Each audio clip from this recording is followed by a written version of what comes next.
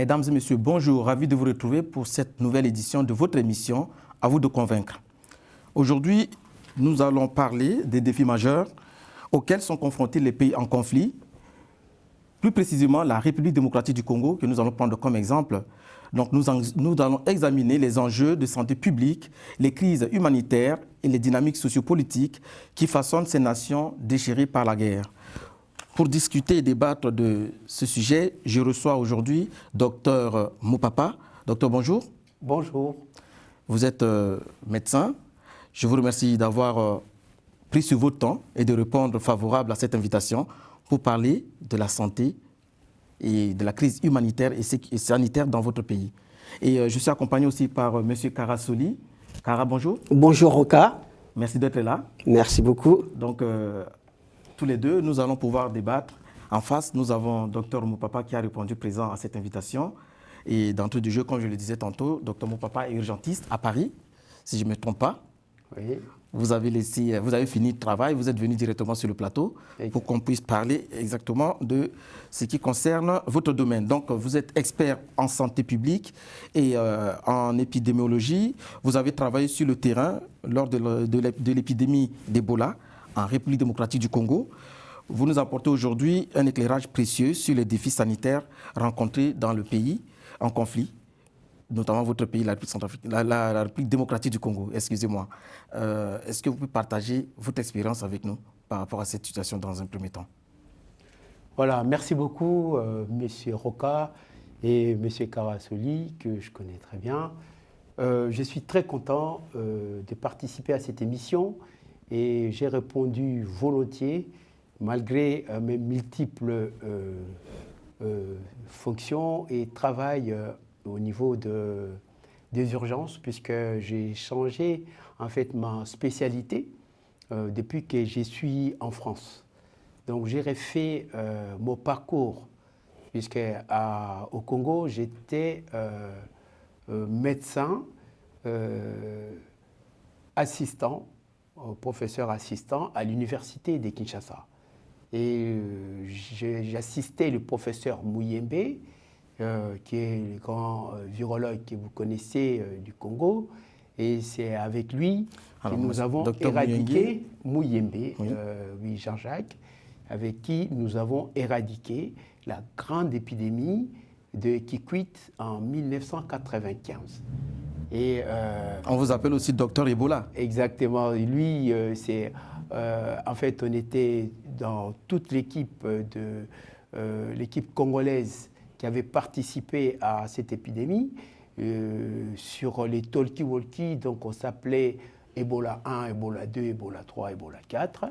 Donc Muyembe était Ebola 1, docteur Ebola 1, qui passa docteur Ebola 2, et moi j'étais docteur Ebola 3, et ainsi de suite, il y avait d'autres médecins. Donc c'était en fait les noms d'appel talkie-walkie pour que les gens ne puissent pas nous identifier facilement. Docteur, avant de donner la parole peut-être à mon confrère Karasoli, j'aimerais savoir quels sont les principaux obstacles rencontrés lors de la gestion des épidémies dans les pays en guerre tels que la République démocratique du Congo. Comment vous avez pu gérer tout ça? Voilà, donc c'est difficile de gérer une grande épidémie en période de conflit armé. Pourquoi? Puisque en fait, le pays est déstabilisé. Et c'est comme la crise sanitaire que nous venons de vivre ici en Europe et à travers le monde, la pandémie de Covid-19. Nous allons y revenir certainement. J'ai participé, j'étais en première ligne, donc on va en parler. Mais dans un pays en conflit, dans un pays en guerre, c'est encore plus difficile, puisque vous avez des défis majeurs à relever en même temps. Et dans le cas du Congo, c'est encore pire, puisque c'est un grand pays continent qui fait 4 fois la France en superficie. Et il n'y a pas des infrastructures pour atteindre rapidement les lieux ou l'épicentre des épidémies et apporter du matériel. Puisque je vais vous raconter surtout l'histoire de l'épidémie d'Ebola de 2018 qui avait sévi dans la ville de Beni. Ça faisait presque pratiquement plus de 20 ans par rapport à l'épidémie de Kikwit. Et cette fois-là, puisque l'épidémie d'Ebola, dans l'histoire et la genèse de cette maladie, ça a commencé bel et bien au Congo en 1978. Donc, dans les années 70. Oui. Alors, donc, et c'était au nord-ouest de notre pays, dans la province de l'Équateur, la grande province de l'Équateur. Parce qu'aujourd'hui, c'est un peu encore décentralisé. Donc là, pour nos téléspectateurs, une région qui est frontalière avec la République centrafricaine. Centrafrique, voilà, juste la centrafricaine. Et c'était précisément dans la zone de Yangambi, où il y avait la rivière Ebola. Ebola est le nom du virus, mais puisque c'est donc le Ebola a sévi le long d'une rivière qu'on a appelée Ebola. Quelles sont les causes de ce surnommé virus Ebola? Quelles sont ces causes? Les causes de ces virus, ça provient d'où exactement?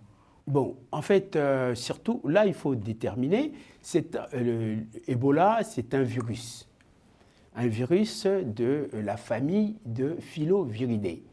Cette famille des Filoviridae a deux virus principaux. Il y a les virus Ebola et les virus de Marbourg. Marbourg, c'est une ville allemande où j'ai encore fait mes études aussi là-bas. Donc, ce sont des virus qui donnent des fièvres hémorragiques. Donc, fièvre à 40 degrés, des températures, et vous saignez. Si vous passez la phase de saignement hémorragique, après c'est la mort. C'est-à-dire vous saignez de partout. Et vous avez pu gérer tout ça? Oui, on a géré ça. Et donc, je dois encore vous informer que le virus Ebola est utilisé aujourd'hui comme arme biologique. Expliquez-nous. Ah oui. C'est-à-dire par des États tiers ou par l'État congolais lui-même? Non, par les grandes puissances qui ont des armes biologiques, qui ont des armes chimiques et les armes nucléaires. Ce sont les grandes puissances. Donc, ils utilisent aussi les virus Ebola comme armes biologiques. Alors, docteur, j'aimerais savoir, en dehors des conflits armés, les grandes puissances utilisent le virus Ebola pour décimer, on va dire, le peuple congolais. Non, le peuple, je n'ai pas dit ça. C'est une arme... J'ai dit non. Je pense que vous avez déjà entendu parler des armes biologiques. Oui. Voilà. Est-ce que tu... Oui, bien sûr. Donc le virus Ebola fait partie des armes biologiques. Mais qui est stocké, qu'on peut utiliser contre, voilà, d'accord, contre une population quelconque. Mais oui, puisque c'est depuis sa découverte au Congo.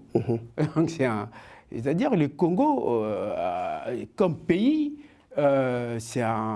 si on devient une grande puissance un jour, donc nous avons plusieurs armes.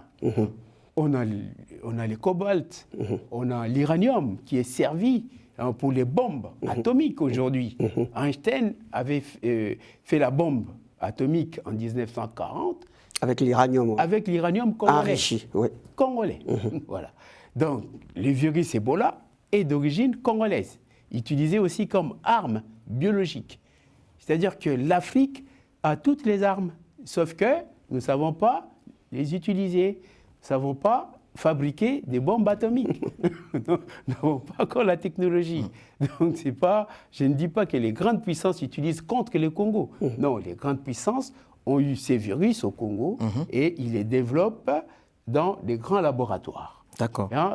Qu'on appelle les labos P4 de haute sécurité, et ils gardent des souches de virus Ebola, donc qui aujourd'hui c'est reconnu.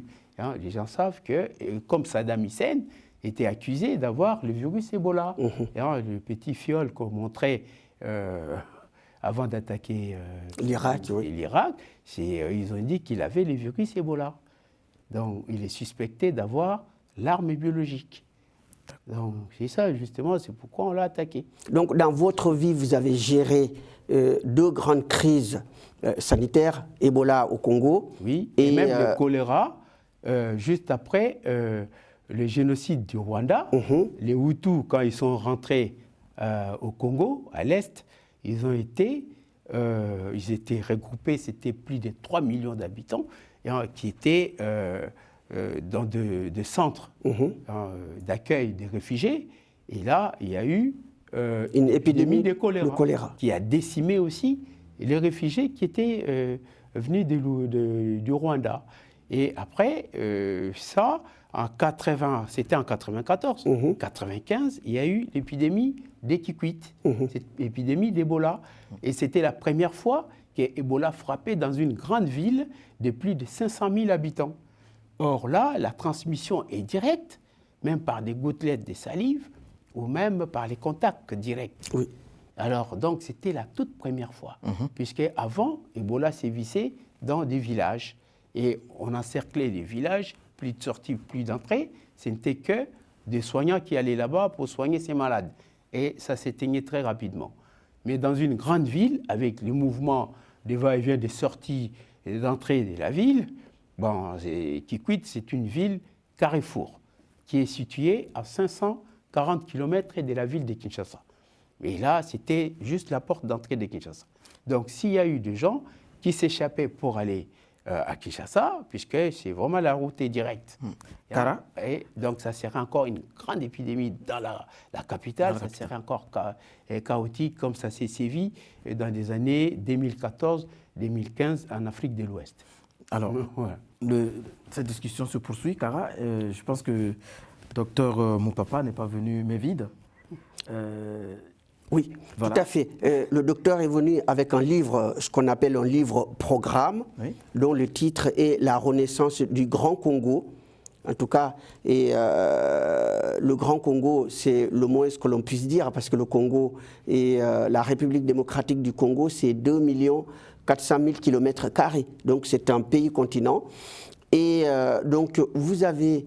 D'abord, avant juste rapidement de parler de votre livre, vous avez quitté le Congo en 1997, et vous l'avez indiqué dans le livre. Et donc, dans quelles circonstances avez-vous quitté votre pays en tant que médecin pour vous retrouver en Europe?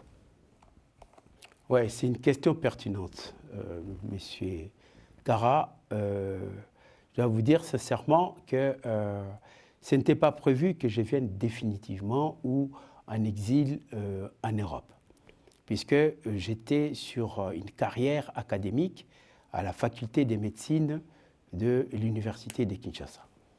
Alors, le problème de mon pays, le pays était en fait agressé à partir de l'entrée massive des réfugiés rwandais qui fouillaient en fait la guerre de 1994, après avoir eu... le génocide. Les génocides du Rwanda, dont nous avons accueilli plus de 3 millions de sujets rwandais, principalement les Hutus. Et après, cette arrivée massive en 1994, donc on a en 1996 eu maintenant l'agression du Congo par une rébellion qu'on appelait la rébellion AFDL, qui était l'Alliance des libérations du Congo. Mais cette alliance-là, dirigée par Laurent Désiré Kabila, Kabila n'avait pas de militaires. C'était un ancien lumumbiste qui s'était réfugié en Tanzanie et qui faisait des incursions pendant la Deuxième République de Mobutu, quand les pays avaient changé de nom. Qui est devenu le Zaïre. Zaïre, oui. Alors, donc Kabila a été recruté, recherché par l'Ouganda et placé à la tête d'une rébellion qui n'en était pas une, puisque ce n'était pas une vraie rébellion. C'était les militaires rwandais de FPR, de Paul Kagame, qui venaient de l'Ouganda, qui ont chassé les Hutus, le pouvoir en place, et qui ont traversé pour poursuivre les Hutus. D'abord, c'était ça leur première mission, puisque les Hutus qui étaient au Congo, les militaires d'Abiyarimana, s'entraînaient pour repartir encore au Rwanda. Mais et ils avaient créé une autre rébellion. Alors, et eux, ils ont traversé pour anéantir cette rébellion naissante. Et après, ils ont constaté qu'il y avait une fragilité de l'armée congolaise qui n'a pas protégé cette frontière, et ils ont mis Kabila à la tête d'une rébellion après des accords de l'Éméra. Et là, ils ont traversé le Congo de l'est à l'ouest, ça fait 2000 km, pour chasser Mobutu. Alors, et quand ils ont chassé Mobutu, donc le 16 mai 1997, pardon, oui. Et là, le pays était en insécurité totale. Et ils ont commencé à faire des exécutions, et alors que nous étions en transition après notre conférence nationale. Et c'est en ce moment-là que vous allez quitter le pays. Oui, on attendait les élections libres, puisqu'on a fait la conférence nationale des années 90, de 92 jusqu'à 93, mais on n'a pas eu des élections puisque Mobutu bloquait les processus, malgré qu'il avait accepté le multipartisme. Alors, à ce moment-là, après l'échec de la conférence nationale, donc Kabila en a profité pour les chasser. Et Mobutu parti, ils arrivent, ils instaurent encore une dictature. Et cette fois-là, ils s'attaquent toujours à notre parti, puisque à ce moment-là, moi, j'avais déjà fini mes études universitaires et j'étais retenu assistant à l'université de Kinshasa. Mais et j'étais aussi déjà acteur politique depuis que j'étais à l'université comme étudiant.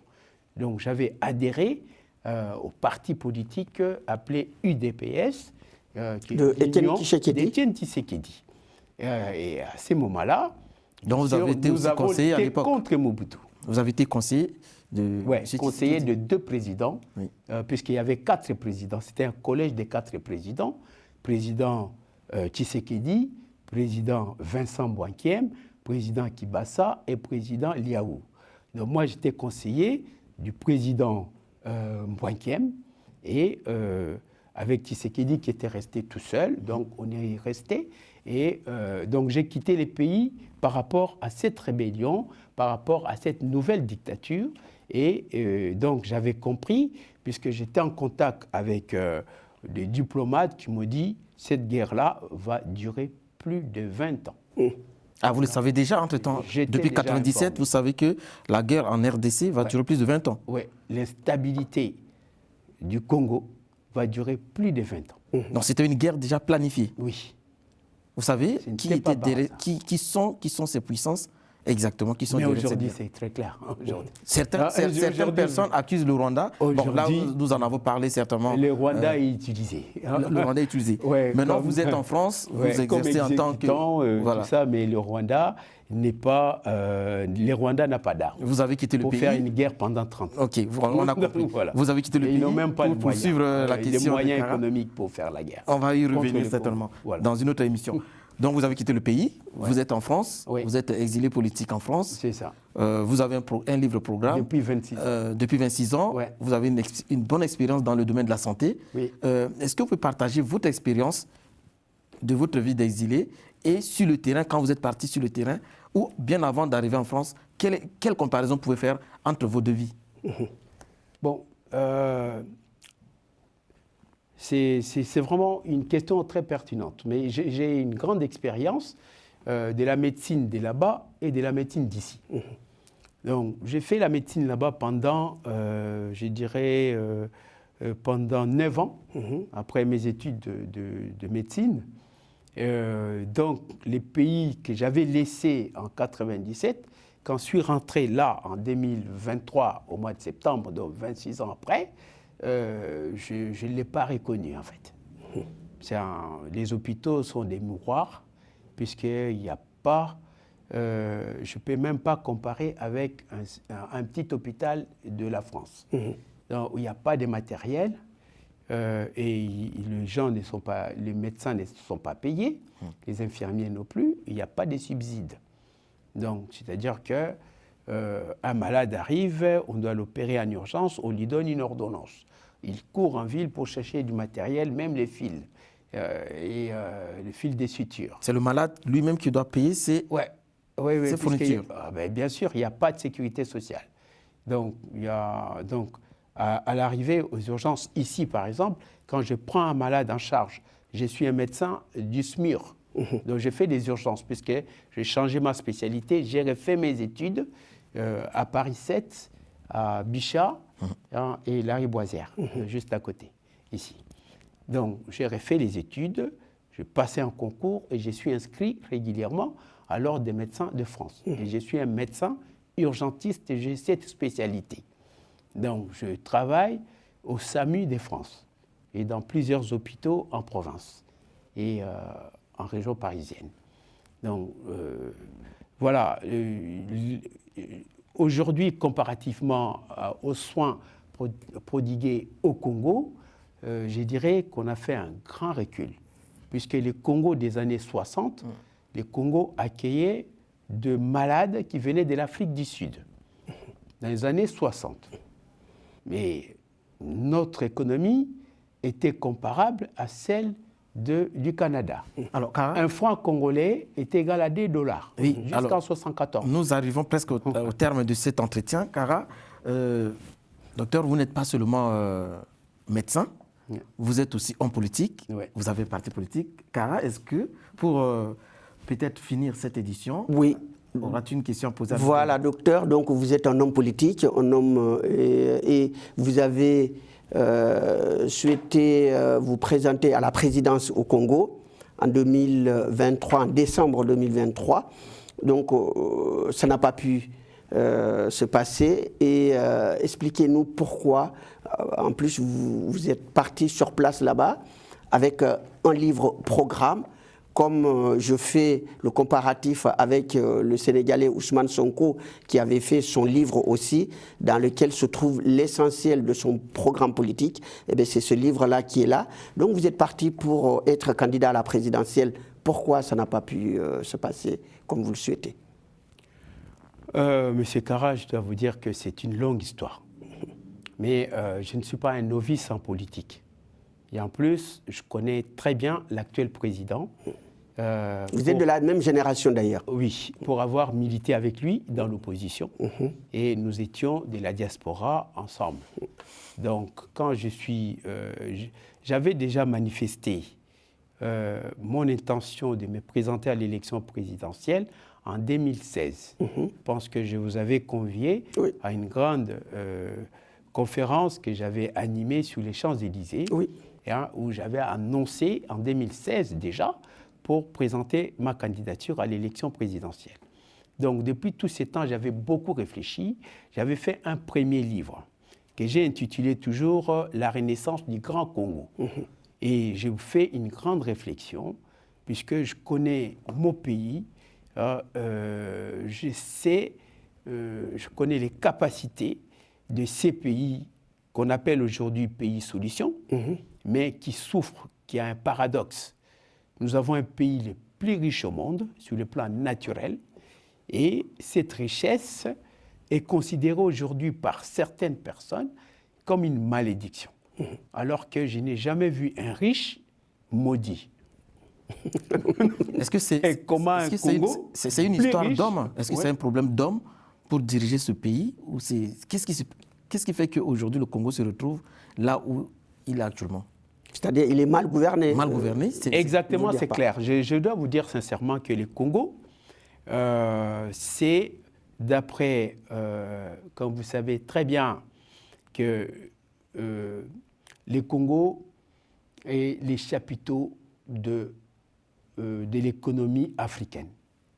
Les jours où le Congo va appuyer sur la gâchette, puisque l'Afrique a la forme d'un revolver, comme disait un grand savant que vous connaissez. Les jours où le Congo va appuyer sur la gâchette, ça sera le jour où l'Afrique va atteindre son développement. Celui qui veut bloquer le développement de l'Afrique va s'asseoir sur le Congo et l'Afrique ne va pas se relever.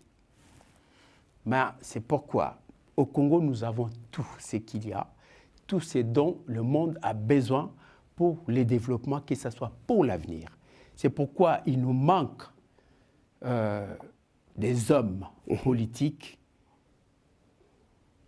avec un charisme, un leadership et un programme surtout. Voilà, un programme. Un diagnostic d'abord et un programme comme les remèdes. Donc c'est pourquoi moi j'ai dit le Congo, c'est un grand malade qui est en réanimation. Merci. Et il faut un médecin pour les guérir. Eh bien, vous êtes... Merci. Donc, chers téléspectateurs, vous venez d'écouter notre invité, le docteur Moupapa Kibadi, donc, qui est venu avec son ouvrage « La Renaissance du Grand Congo ». Et c'est un livre-programme. Donc, ce livre-programme mérite aussi d'être lu. Nous allons prendre tout notre temps pour pouvoir le scruter, n'est-ce pas, Exactement. Kara, et revenir pour une autre émission, certainement, et voir comment ce pays-continent, le Congo, la République démocratique du Congo, votre pays, peut être soigné pour que demain, les Congolais et les Africains puissent avoir un avenir meilleur. Je vous remercie en tout cas, monsieur Dr Moupapa, d'avoir répondu présent à notre invitation, d'être là sur le plateau et de parler surtout de cet aspect sanitaire dans votre pays, mais aussi de une petite partie de votre programme dans ce livre qui est très intéressant. Donc voilà, chers téléspectateurs, je vous dis à très bientôt. Alors que nous sommes en train de terminer cette édition, j'informe aussi notre téléspectateurs que Télésud, en date du 20 mars, passe officiellement au nom de Global Africa. Et à très bientôt sur Global Africa. Je vous remercie. Merci beaucoup. Merci beaucoup.